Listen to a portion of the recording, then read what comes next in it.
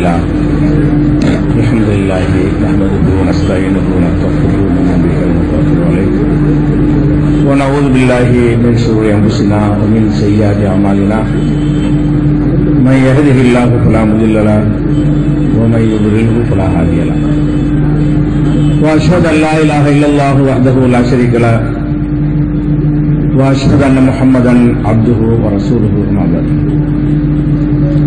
கண்ணியத்திற்குரிய எல்லாம் வல்ல அல்லாஹு ஜல்ல ஷானஹு தஆலாவின் நல்லடியார்களே,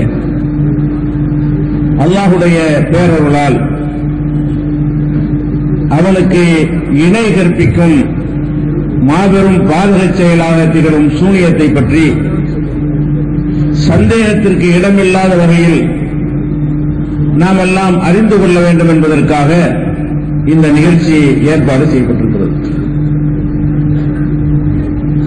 இந்த சூனியம் என்பது மக்களை ஏமாற்றுகிற ஒரு தந்திர வித்தைதான் என்று செயல்முறை மூலமாகவும் உங்களுக்கு விளக்கி காட்டப்பட்டிருக்கிறது. ஒரு உயிரோடு இருக்கிற ஒரு மனிதனை இரண்டாக பிளந்து பிறகு ஒன்றாக சேர்த்து காட்டுவதை கூட இந்த சூனியத்தின் மூலமாக, தந்திரத்தின் மூலமாக செய்ய முடியும் என்றால் இதுதான் சூனியம். பிறகு ஒன்னா சேர்த்து காட்டினாரே கைய. அப்ப இது போன்ற தந்திரங்களை கற்று வைத்துக் கொண்டு அறியாத மக்கள் மத்தியிலே தங்களுக்கு ஏதோ ஒரு தெய்வீக ஆற்றல் அம்சம் இருப்பதாக சொல்லி நம்மை பொருளாதார ரீதியாக சுரண்டி நம்முடைய நிம்மதியை குலைத்து குடும்பங்களுக்கு இடையில பிரச்சனை ஏற்படுத்தி, இதுதான் இந்த சூனியத்தினால செய்யக்கூடிய விளைவு. இது ரொம்ப தெளிவான முறையை நம்ம நிரூபிச்சிருக்கிறோம். இந்த சவாலை பொறுத்த வரைக்கும், சூனியம் வைத்து பார் என்ற சவாலை பொறுத்த வரைக்கும் ஏகத்துவ கொள்கையிலே உள்ளவர்களுக்கு இது ஒரு பெரிய ஆச்சரியமான விஷயம் கிடையாது. நம்ம ஒரு தமாஷாகத்தான் இந்த சவாலை கூட விடுறோம். இவ்வாறு இந்த ஒப்பந்தத்தை நீங்க பார்த்தீங்கன்னா தெரியும். சூனியக்காரனை கேள்வி பண்றோம், கிண்டல் பண்றோம், கடுகளவு கூட நடக்கான்னு தெரிகிறது. அதனால இவ்வளவு கேவலமான முறையில, இழிவான முறையில் எல்லாம் அவர்களை நேருக்கு நேர கேட்டு அவங்க பதில் சொல்ல முடியாத நிலையெல்லாம் ஏற்படுத்தும் போதே தெரியுது பொய்யுண்டு. ஆனால் இந்த சவாலை எதுக்கு விடுறோம் என்று சொன்னால், சூனியத்தினால் என்னமோ ஏற்படும் நம்புறாங்களே அவங்களுக்கு இது பெரிய விஷயம். என்னடா இப்படி ஒரு சவால் விடுறாங்க, குருடனாவரும் தயார்னு வர்றாங்களே, அது மாதிரி உண்மையாவரும் தயார்னு வர்றாங்களே, பைத்தியம் படிச்சாலும் பரவாயில்லை என்று வர்றாங்க, அவங்க ஒரு ஆச்சரியமா நினைப்பாங்க. ஒரு ஏகத்துவாதிக்கு இது சும்மா நடக்கவே போறது இல்லை, மற்றவர்களுக்கு புரிய வைப்பதற்காக செய்யக்கூடிய ஒரு செயல் என்று ஏகத்துவாதிகள் புரிந்து கொள்வார்கள். அதே நேரத்தில் இப்ப சூனியத்தை பற்றி நம்ம தெளிவாக்கின பிறகு எனக்கு தரப்பட்டிருக்கிற தலைப்பு அடுத்தது என்ன, இப்படி அடுத்து என்ன செய்ய போறோம். சூனியத்தை பற்றி சவால் விட்டுட்டோம், அது பொய்யும் நிரூபிச்சுட்டோம். கியாம நாள் வரைக்கும் எவ்வளவு பெரிய கொம்பனை கூட்டிக் கொண்டு வந்தாலும் அவன் சூனியத்தினால் ஒன்றும் செய்ய முடியாது என்பதை சந்தேகத்திற்கு இடமில்லாம நிரூபித்து காட்டிவிட்டோம். இனி என்ன செய்வது? இது போன்ற மூட நம்பிக்கைகளை ஒழிப்பதற்கு அடுத்த செயல் திட்டங்கள் என்ன, இதை விளக்குவதற்கு தான் இந்த தலைப்பை எனக்கு தந்திருக்கிறார்கள். இந்த தலைப்பிற்கு செல்வதற்கு முன்னால இஸ்லாத்தினுடைய ஒரு அடிப்படையை விளங்கிக் கொள்ள வேண்டும்.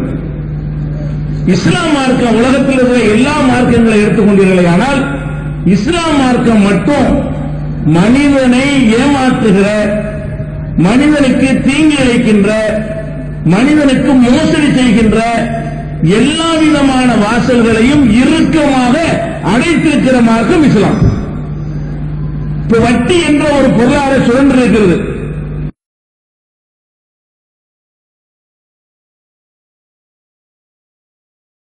இது யாருக்குமே ஒரு சுரண்டலாக தெரியல. அரசாங்கமே அதிகாரப்பூர்வமாக வட்டி கடை நடத்துகிறார்கள், வங்கி மூலமாக நடத்துகிறார்கள். எந்த விதமான வெட்கம் இல்லாமல், கூச்சம் இல்லாமல் இந்த வட்டியில வியாபாரத்தை போல ஒரு தொழிலை போல நினைத்துக் கொண்டிருக்கும் பொழுது இஸ்லாம் மட்டும்தான் சுரண்டல். சாதாரணமா எல்லாரும் எதை சுரண்டலாக விஷயத்தை கூட சுரண்டல் இல்லை என்று விளங்கி வைத்திருக்கிறார்கள். அதை கூட இஸ்லாம் மட்டும்தான் என்ன செய்கிறது? வட்டி என்பது அல்லாஹ்வுக்கு எதிராக செய்கிற யுத்தம். யார் வட்டி வாங்குகிறார்களோ அவர்கள் எனக்கு எதிராக போர் பிரகடனம் செய்யுங்கள் என்று அல்லாஹ் திருக்குர்ஆனில் சொல்லி காட்டுகிறான். அப்ப இந்த வட்டிங்கிற நீதிமன்றத்தில் ஒரு கொடுக்கல் வாங்கல் நீங்கள் வழக்கு போட்டால் கூட அந்த கடனுக்கு வட்டி விடுங்கிறான் கோர்ட்ல. நீதிபதிக்கு தெரியல இது ஒரு சுரண்டல் என்று. நம்ம நாட்டில் சட்ட வகுத்தவர்களுக்கு தெரியவில்லை.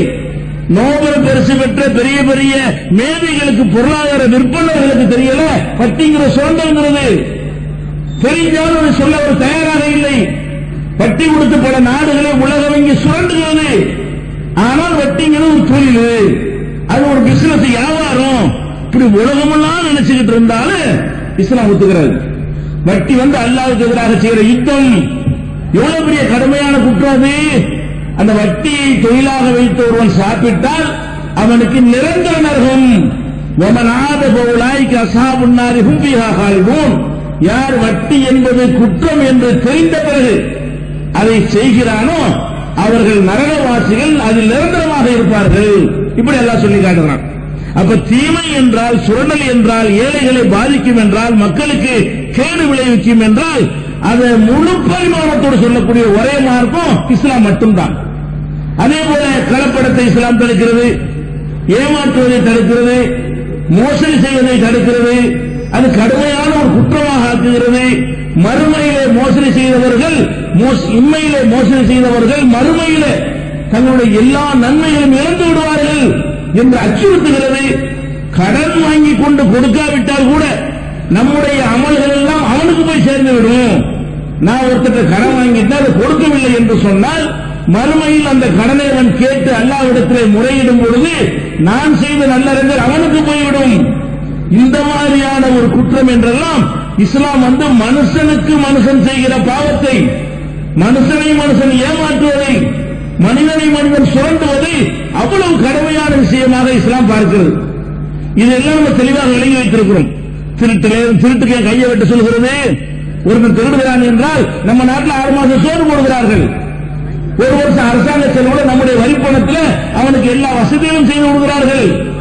இஸ்லாம் கையை வெட்ட சொல்கிறது திருடினால். ஏன் வெட்ட சொல்கிறது? அவன் அடுத்தவனுடைய பொருளை முறைகேடாக எடுக்கிறான். வேற என்ன செஞ்சாங்க? இவன் செஞ்ச வேலை என்ன? பொருளுக்கு சொந்தக்காரன் ஒருத்தன், இவன் சொந்தக்காரன் இல்ல, அவன் முறைகேடாக அந்த பணத்தை பறிக்கிறான். அதுக்குரிய தண்டனை என்ன? கையை வெட்டு. அப்ப திருடினால் கையை வெட்டுங்கிற அளவுக்கு ஒரு கடுமையான கோபமான ஒரு சட்டத்தை எல்லாம் எதிர்த்து போட்டிருக்கிறான். யாரும் யாரை ஏமாற்றக்கூடாது.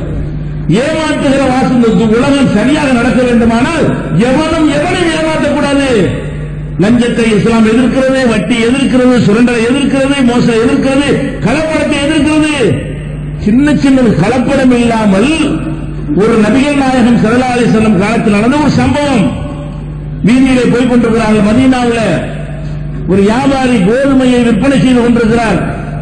மேலே காய்ந்த கோதுமை, உள்ள ஈரமான கோதுமை, இப்படி வைத்து விற்பனை செய்து கொண்டிருக்கிறார். ஆனா மக்கள் எல்லாம் காய்ந்த கோதுமையை பார்த்துவிட்டு வாங்குகிறார்கள்.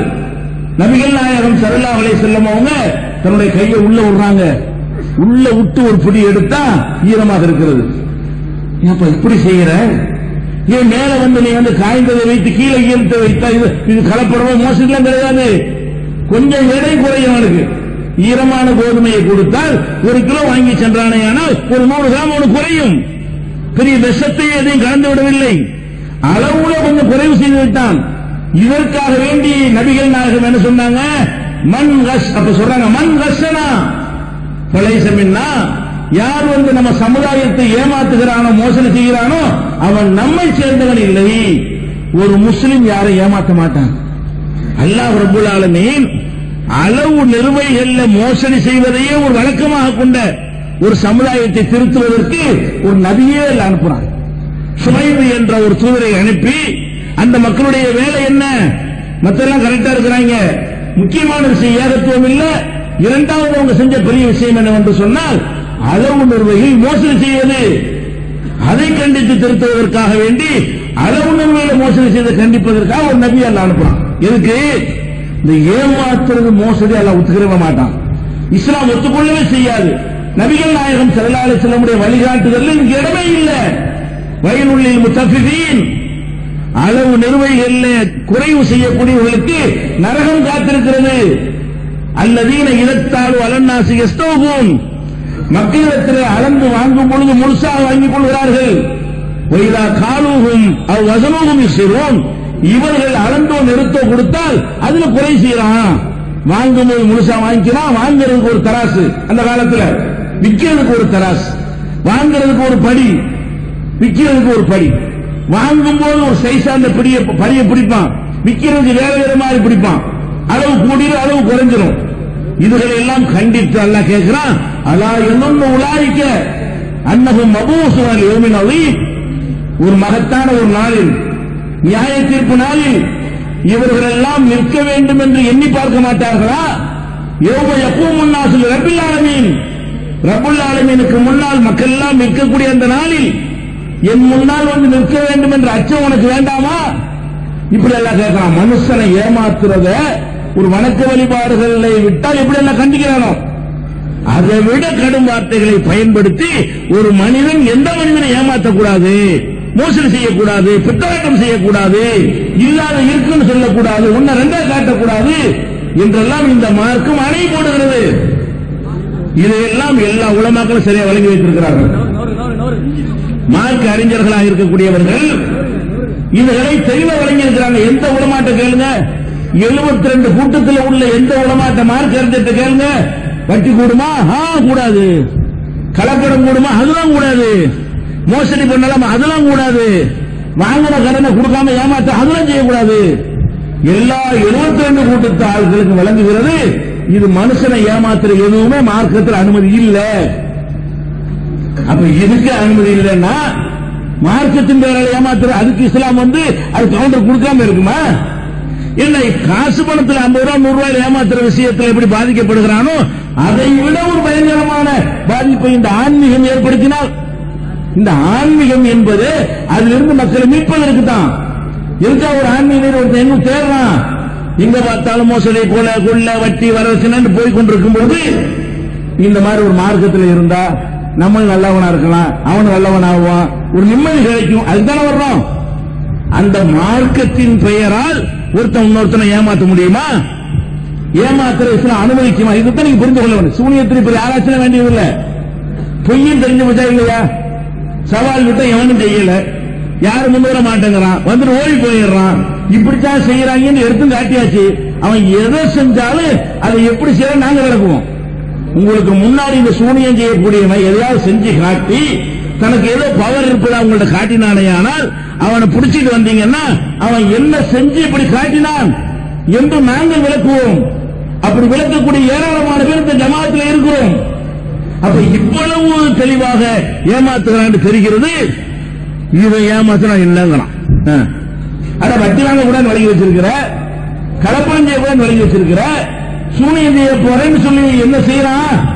கொண்டாட்டி புருஷனை பிரிப்பேங்கிறான், நல்லா இருக்கிற நோயாளி ஆக்கிடுவேங்கிறான், கைய காலம் முடக்குவேங்கிறான், ஒரு தொழில் நஷ்டமாக்கிடுவேங்கிறான், வியாபாரத்தை இல்லமாக்கிடுவாங்கிறான், ரோட்ல பிச்சை எடுத்து விட்டுருவாங்கிறான், சட்டை கழிச்சுட்டு அலைவேன்னு சொல்றான். இதெல்லாம் நடக்க போறதில்லை. இப்படி சொல்லி பயமுறுத்தி மக்களை ஏமாற்றும் பொழுது குறைஞ்சபட்ச ஒரு அறிவு, மார்க்க அறிவு இருந்தா இப்படி அல்லாஹ்வுடைய மார்க்கம் இருக்குமா? இறைவனுடைய மார்க்கம் அல்லாஹ்விடமிருந்து இதுல எல்லாம் கவனம் செலுத்துகிற அல்லாஹ், வட்டி போன்ற நுணுக்கமான சுரண்டலை கூட கண்டிக்கிற ஒரு அல்லாஹ் இப்படி சொல்லி ஏமாத்து திறந்து விட்டுருவானா? அது இஸ்லாத்தை சொல்லி, அதுவும் இஸ்லாமிய மந்திரத்தை சொல்லி, குர்ஆன் வசனத்தை சொல்லி, ஹதீஸை சொல்லி நீ ஏமாத்திட்டு போ அப்படி நல்லா சொல்லுவானா? ஏமாத்த செய்யறான், எவனும் செய்யலையான சூனியத்தை. அப்ப சூனியத்தினால் எவனும் எதுவும் செய்ய முடியாது என்று தெள்ளத் தெளிவாக இருக்கும் பொழுது அது அல்லாஹ் கண்டிப்பான் என்று விளங்குவதற்கு என்ன பெரிய லாஜிக் வேணுதுக்கு? இது கண்டிப்பா அல்லாஹ் உடன்பாடு இல்ல, இது அல்லாஹ் ஏத்துக்கிறவே மாட்டான், இது பிராடுக்கு துணை செய்யாது இந்த மார்க்கம். சலசலப்பு இல்லாம தன்னால போயிடும். சும்மா விடுங்க, விட்டுமா, எது குறுக்க வராத. அப்படித்தான் அது போய் ஆகணும், வழியில் விடு, ஒரு வழிதான் இருக்கு, வாழை முறுக்கும் ஓடி போயிடும். இல்ல உங்க கவனம் மாட்டுல இருக்கு, மாடு கொடுத்து வந்துருச்சு, சூனியம் பண்ணி விட்டாங்க. சூனியத்துல மாட்டை கூட வந்துச்சு பாருங்க, மனிதர்கள் இருக்கிற இடத்துல கூட மாடு வந்துருச்சு. கொஞ்சம் கொஞ்சம் வந்தா கல்யாணத்துக்கு நான் தான் பண்ணு இருப்பாரு. அப்ப என்ன பிரச்சனை என்று கேட்டால் ஒரு அடிப்படை விளங்கிக்கணும். ஏமாத்திர வாச தாயத்தை கட்டுறாங்க, இதை கட்டு வைத்த வழி போயிடும். அது எப்படி வைத்த வழி போய், இது எப்படி அனுமதிக்கு? யாரும் ஏமாற்றக்கூடாதுன்னு சொல்லக்கூடிய ஒரு மார்க்கத்தில் கைத்த கட்டி வைத்தவனே போக வைக்குவேன், கைத்த கட்டினா பேய் பிசாசுன்னு காப்பாற்றுவேன், கைத்த கட்டினா பொண்டாடி புருஷன் சேப்பையில் பிரிப்பேன், எனக்கு வசியம் பண்ணுவேன். எப்படி அது முடியும்? கைத்துல என்ன இருக்குது? இடுப்புல ஒரு கயிறை கட்டினதுனால, கையில ஒரு கைத்தை கட்டி கொண்டதுனால, அதுல சில முடிச்சுகளை போட்டதுனால அது நடக்குமா? இப்படி ஒரு அடிப்படை இருக்குதா? இப்படிலாம் நம்ம சிந்திச்சு பார்க்கணும். இப்படிலாம் இருந்தா தாயத்தில் அப்படி ஆகும் இருந்தா ஜெயலலிதா வழக்கு கொண்டாடத்துக்கு போறது தாயத்துக்கிட்டு போயிருக்கலாமாங்க. இப்படிலாம் ஒண்ணு இருக்குன்னு வைங்களேன், அந்த அம்மா ஒரு பெரிய தாயத்து போட்டுக்கிட்டு கோர்ட்டுக்கு போயிருந்தா அது குண்டுகா மயங்கி இருப்பார்ல, தீர்ப்பு மாற்றி சொல்லியிருப்பார்ல, திரும்பி வந்திருப்பாங்கல்ல. இல்ல, பெரிய பிரச்சனை மாற்றாங்க. எல்லா ஜோசியர்களும் நம்ம கேட்டுதான் செஞ்சாங்க, அனைத்து பரிகாரமும் செய்யத்தான் செஞ்சாங்க. அதுக்கு பிறகு நடக்குதா இல்லையா? எல்லா பரிகாரமும் இருந்துதானே மேல உள்ள கீழே போறான், கீழே உள்ள மேல வர்றான், எவன் செய்யல? அப்ப அந்த மௌலியாக்கத்தில் கட்டளை எரிஞ்சு விழுந்துச்ச, அதுக்கு ஒரு பூஜை பண்ணல நினைக்கிறீங்களா? கட்டுறதுக்கு முன்னாடி செய்ய வேண்டிய சடங்கு அவன் செய்யலையா? அந்த கட்டடத்தை கட்டுவதற்கு முன்னாடி செய்ய வேண்டிய பூஜையை செஞ்சான், சடங்கை செஞ்சான், மந்திரத்தை ஓதுனா, இன்னும் என்னென்ன சொன்னாங்க, அம்புட்டு செஞ்சான். பொசுக்கு உள்ள போச்ச, அத்தனை மாடி உள்ள சொருகி போச்சா இல்லையா? கண்ணு முன்னாடி தெரிகிறது பொய் என்று. இதை எப்படி இந்த மார்க்கம் ஆதரிக்கும் நினைக்கிறீங்க? இஸ்லாம்ங்கிற இந்த மார்க்கம் மனிதர்களை மோசடியிலிருந்து காப்பாற்றுவதற்கு வந்த மார்க்கம், சுரங்களை ஒழிப்பதற்கு வந்த மார்க்கம். எவனும் எவனையும் ஏமாற்றக்கூடாது. எதுக்காக இந்த கடவுள் கோயில் அவ்வளவு கோட்பாடு? அல்லாஹ்வுடைய மார்க்கத்தில் அல்லாஹ் தேவையற்றவன் என்று சொல்லப்படுகிறது. தேவையற்றவன் சொல்லப்படாமல் இருந்தால், அவ்வளவு அழுத்தம் திருத்தமாக சொல்லப்படாமல் இருந்தால், நாங்கள்லாம் என்ன செய்வோம்? மார்க்க சொல்லி கொடுத்த சுரண்ட ஆரம்பிச்சுக்குவோம். அல்லாஹ்வுக்கு தேவை கொண்டாங்க, அல்லாஹ்வுக்கு தாங்க, அல்லாஹ்வுக்கு தாங்கன்னு சொல்லி அப்படிதான் செய்வாங்க. கடவுளுக்கு தாங்க, கடவுளுக்கு தாங்க என்று காணிக்கையில வாங்கி அவன் வைத்த வரத்துக்கு போயிடுவான். அதை ஒழிக்கிறது தானங்க தேவையற்றவன் இஸ்லாம் சொல்லுகிறது. தேவையற்றவன் அல்லாஹ் தேவையற்றவன் என்ற இந்த ஒரு கொள்கை மனித உள்ளத்தில் பதியும் பொழுது, எல்லாரும் அப்படி ஏற்றுக்கொள்ளும் பொழுது, கடவுள் பேரை சொல்லி ஏமாற்ற முடியுமா? அப்ப என் பெயரை சொல்லி எவனும் ஏமாற்ற முடியாது என்பதற்காகத்தான் அல்லாஹ் என்ன செய்யறான்? என் பெயரை சொல்லி எப்படி ஏமாத்தலாம் என்பதற்குத்தான் எனக்கு தேவை கிடையாது. எந்த பொருள் எனக்கு கிடையாது, நான் தான் உனக்கு தர்றவன் என்று வாங்குறவன். இப்ப இந்த மார்க்கத்தில் ஏமாற்ற முடியுமா? இப்ப வாசல் அடைக்கும். ஏமாற்றுவதற்கான எல்லா விதமான வாசலை அடைப்பதற்கு தான் அப்படி ஒண்ணு சொல்லி காட்டுறான். எல்லா மதங்களையும் எல்லா துறைகளையும் எடுத்துக்கொண்டீர்களே, ஆனால் தரகர் மூலமா தான் நடத்த வேண்டியிருக்கிறது. ஒரு வியாபாரத்தை இடம் முடிக்கிறதா இருந்தாலும் சரி, இடத்தை விற்கிறதா இருந்தாலும் சரி, வாங்குறதா இருந்தாலும் சரி, எந்த ஒரு விஷயமாக இருந்தாலும் பெரும்பாலும் அதுக்கு புரோக்கர் வேணும். அப்பதான் நமக்கு தெரியும். சேப்பாக்கத்தில் ஒரு இடம் வேணும் என்று சொன்னால், சேப்பாக்கத்தில் உள்ளது எனக்கு எப்படி தெரியும்? சேப்பாக்கத்து புரோக்கரை பிடிச்சாதான் கண்டுபிடிச்சு தருவாரு. இப்படி உலகத்தில் உள்ள எல்லா காரியங்களுக்கும் புரோக்கர் இருக்கிறது. அதே மாதிரி மதங்கள் எடுத்துக்கொண்டீர்களே, ஆனால் கடவுளை நெருங்குறதுக்கு புரோக்கர் இருக்கிறது. கடவுள்கிட்ட நேரம் போக முடியுமா? அதை வச்சு ஏமாத்துறாங்க. மதத்தின் பேரால் எப்படி ஏமாத்துறான்னு சொன்னா, கடவுள்கிட்ட நீ நெருங்க இயலாது, நம்ம கிட்ட சொல்லு, தர வேண்டிய இங்க கொடு, நான் சொல்லி வாங்கி தருவேன். அப்ப என் மூலமாகத்தான் மந்திரத்தை சொல்லணுமே தவிர நீ மந்திரமா சொல்லக்கூடாது. கடவுள்கிட்ட நீ பேசக்கூடாது, நேரடியாக நீ கேட்கக்கூடாது. எதா இருந்தா நம்மகிட்ட சொல்லு, நாங்க ஒன்றை பேசி வாங்கி தருவேன். இப்படித்தான் கடவுளுக்கு புரோக்கரை வைத்துக் கொண்டிருக்கிறார்கள் இடைத்தரகர்களை. இஸ்லாம் ஒத்துக்கிறதா? எவ்வளவு பெரிய பாவியா இருந்தாலும் என்கிட்ட நேரம் கேளுங்க. எப்படி சொல்றான்?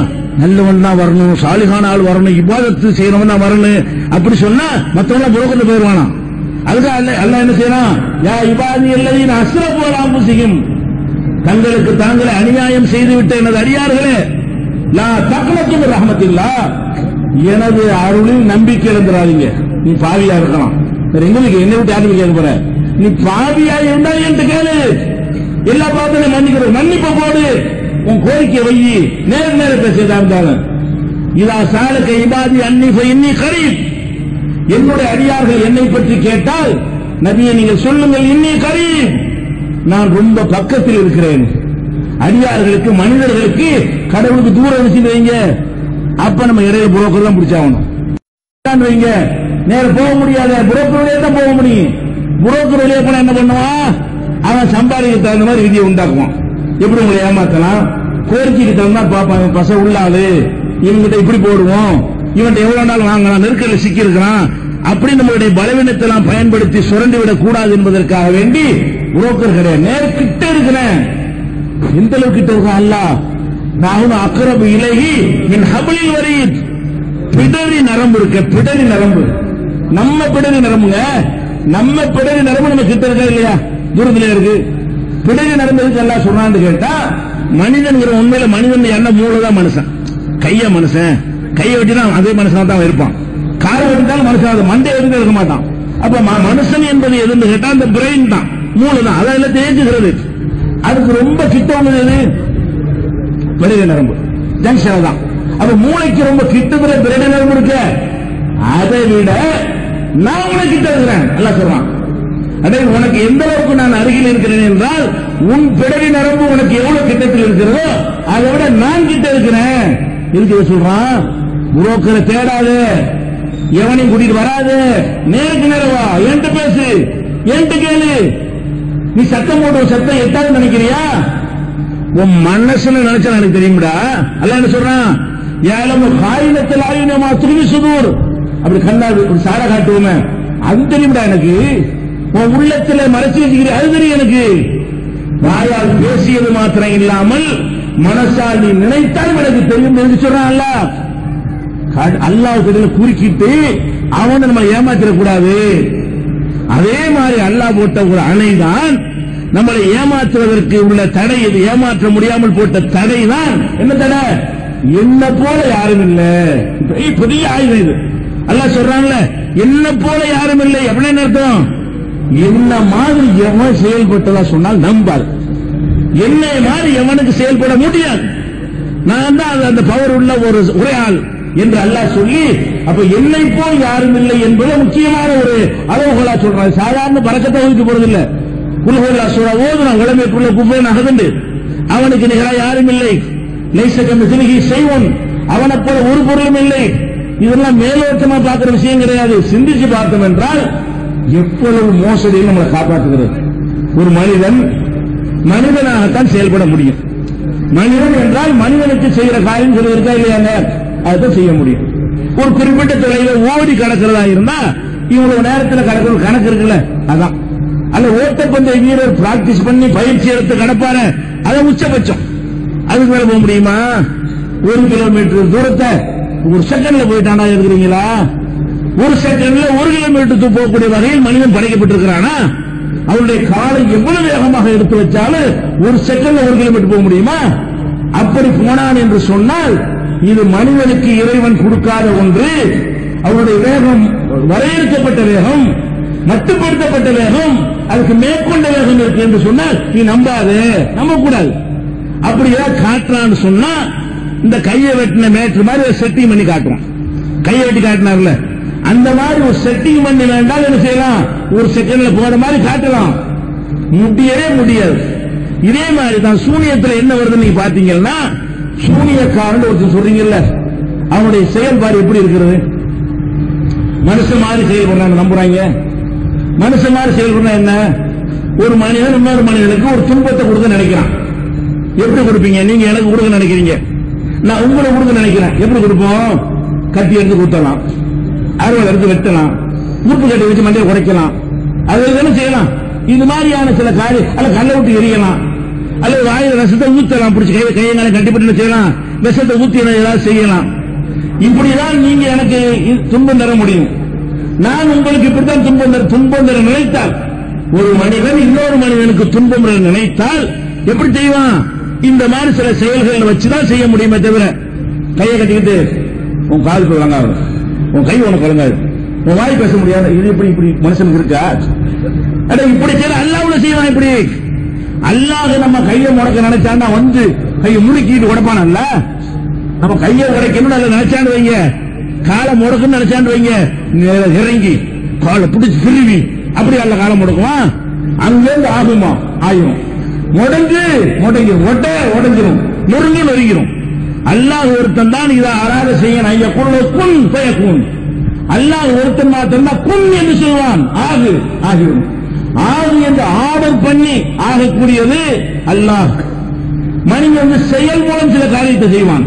அறுவாலை உன்னால் வெட்ட முடியும், அதை சொல்லி நான் ஒத்துக்கிறேன். சூனியக்காரன் உன்னை நான் வெட்டிடுவேங்கிறான். வெட்டுவட யாரும் இல்லை, நீங்க என்னை வெட்ட முடிஞ்ச பிறகு நான் வேண்டால் வெட்டி, இது என்ன பெரிய விஷயம்?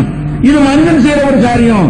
கல்லெடுத்து மண்டை உடைப்பாங்க அவன் சூனியக்காரன் யார் மறுப்ப உனக்கு ஏனும் திருப்பி உடைய உடைக்க வேணும். அப்ப மனிதன் செய்யற விஷயத்திற்கு அவன் சொந்தம் கொண்டாடினால் அதுல மோசடிக்கு இடம் இல்லை, ஏமாத்துறதுக்கு இடம் இல்லை, திரியமுள்ளுக்கு இடம் இல்லை, நம்ம நம்பிக்கையை பாதிப்பதற்கு இடம் இல்லை. இவன் எதுக்கு சொந்தம் கொண்டாடுறான்? அவர் எங்கேயோ திருச்சி சுடுகாட்டில் இருப்பாரா, இவர் திருப்பூர் சுடுகாட்டில் இருப்பாரா, அங்க உட்கார்ந்து என்னமோ செய்வாரா, ஒரு போட்டு ஏற்றிட்டே இருப்பாரா, அங்க செய்ய செய்ய செய்ய எங்களுக்கு கை விளங்காத, அவர் கால் விளங்காத, இவர் கூட இது என்னங்கிற நீ கத்தியால வச்சு கண்ணை குத்தி கூட கொஞ்சம் ஒத்துட்டு போறேன், இதுக்கு என்ன சவாலு? இதான விஷயம். அப்ப இந்த மாதிரியான ஒரு செயல்பாட்டை மனிதனுக்கு இருக்கு நம்பும் பொழுது ஏமாற்றுவதின் வாசலை அடைத்த இந்த மார்க்கத்தில் இடம் இருக்குமா சிந்திச்சு பார்க்கணும். அதே போல இன்னொரு விஷயத்தை பாத்தீங்கன்னா அற்புதம் அதிசயம் கராம அவுளியாக்கள் கராமத்து வழங்குங்கிறாங்க இல்ல, அற்புதம் செஞ்சாரு அற்புதம் நபிமாரோட முடிஞ்சு போச்சு. இறைவனுடைய தூதர்கள் அல்லாஹ் அனுப்புறான்ல, இறை தூதர் என்று காட்டுவதற்காக வேண்டி சில அதிசயங்களை கொடுப்பான். ரசூல் ஸல்லல்லாஹு அலைஹி வஸல்லம் இறுதி நபி, இனி யார் வரமாட்டாங்க. நபிகள் நாயகம் காலத்திற்கு பிறகு எவனாவது தண்ணியை தங்கமாக்கிட்டேன், மண்ணை பிஸ்கட் ஆக்கிட்டேன், பிஸ்கட்டை குருவம் ஆக்கிட்டேன்னு சொன்னான்னு வைங்க, முடியவே முடியாது. அப்படி எவனா செஞ்சான்னு சொன்னா அது பொய்யே, அது மனுஷனுக்கு முடியாத காரியம். கர்ச்சிப்பை காட்டி பாத்தீங்களா, தங்கத்தை பாத்தீர்களான்னு காட்டுறான். இப்படி முடியுமா? இந்த கர்ச்சிப்பை தங்கமாக்குற ஒரு கலைவன்ட்ட இருந்தா அவன் எதுக்கு உங்கள்ட்ட பிச்சை எடுக்கிறான் மேஜிக் செஞ்சு? கர்ச்சிப்பு கடையில் உள்ள எல்லா கர்ச்சிப்பும் வாங்கி தங்கமாக்கி அடிக்கடி வச்சுக்கிற மாட்டானா? அப்படியான ஒரு சக்தி யாருக்கும் முடியப்படவில்லை. மனிதன் செய்வது போல செய்ய மாட்டான். நீங்க நம்புங்க, மனிதன் செய்ய முடியாத ஒன்றை இந்த மைக்கை நான் பேச வைப்பேன், முடியாது. இந்த போடியத்தை நான் தங்கமாக்கி வெள்ளி ஆக்கிடுவேன், முடியாது. இரும்பை தங்கமாக்கிடுவேன், முடியாது. அப்ப இந்த மாதிரி ஒருவன் செய்வதாக உங்களிடத்துல அறைகூவல் விட்டால் அது நபிகள் நாயகத்தோடு முடிந்து விட்டது. நபிகள் நாயகம் காலத்திற்கு பிறகு அவங்க இறைத்துவர் என்ற அடிப்படையில் அல்லாஹ் கொடுத்தான்ல ஒன்று ரெண்டு அற்புதம் இறைத்துவர் நிரூபிக்கிறது. அதுக்கு பிறகு எந்த ஒரு காலகட்டத்திலும் அவர் அதை செஞ்சாரு இவர் நடக்கவே நடக்காது, எவராலும் செய்ய முடியாது. அந்த அடிப்படையில் தான் இப்ப அடுத்து நாங்க என்ன கையில் எடுத்திருக்கோம் என்றால், இப்ப சமீப காலமா நீங்க பாத்தீங்கன்னா இது இந்த அற்புதத்தை கையில் எடுத்திருக்காங்க. என்ன கையில் எடுத்திருக்கிறான்?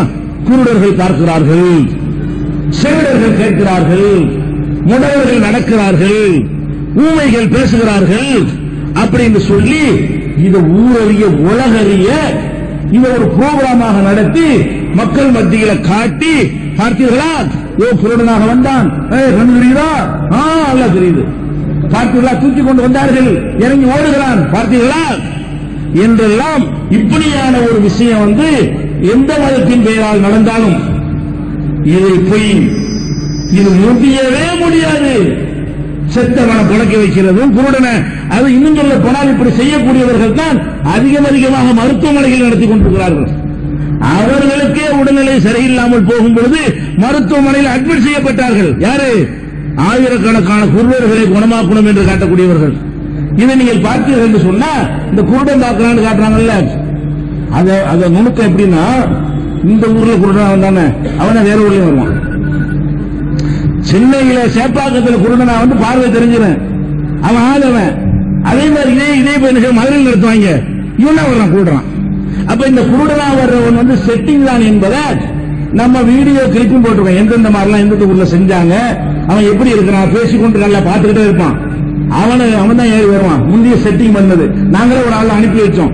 அதெல்லாம் நீங்க சீடி வாங்கிக்கலாம், தலைமையில் இருக்கிறது, நேரடியாக கண்டது. இப்ப என்ன அறிவுகள் என்று சொன்னால், யாராவது குருடன் பார்க்கிறான் என்று சொன்னால், செவிடன் கேட்கிறான் என்று சொன்னால், அற்பத்தின் மூலமாக சொன்னால், முடவன் நடக்கிறான் என்று சொன்னால், நீ மேடையை போடு, நாங்கள் தான் குருடனை கூட்டிட்டு வருவோம். நாங்கள் குருடனை கூட்டிக் கொண்டு வந்து நீ ஜெபத்தின் மூலமாக, மந்திரத்தின் மூலமாக, மாயத்தின் மூலமாக, சூனியத்தின் மூலமாக குருடனை பார்க்க வைத்தால் 1 கோடி ரூபாய், 1 கோடி ரூபாய் தருவோம். நொண்டிய நாங்களே கூட்டிட்டு வருவோம். நீ செட்டிலாம் பண்ணக்கூடாது, நீ மேலே போடு. 1 கோடி ரூபாய் பணத்தையும் நொண்டியும் கொண்டு வருவோம். 1 கோடி ரூபாய் பணத்தையும் கொண்டு வருவோம், ஒரு நொண்டிய முடவனை கொண்டு வருவோம். இந்தா ஓட சொல்லி பார்ப்போம். ஓட சொன்னால் உனக்கு 1 கோடி ரூபாய். செவிட அது மாதிரி கண்டுபிடிக்க இயலாது, கேட்கறது கேட்டுவாங்க.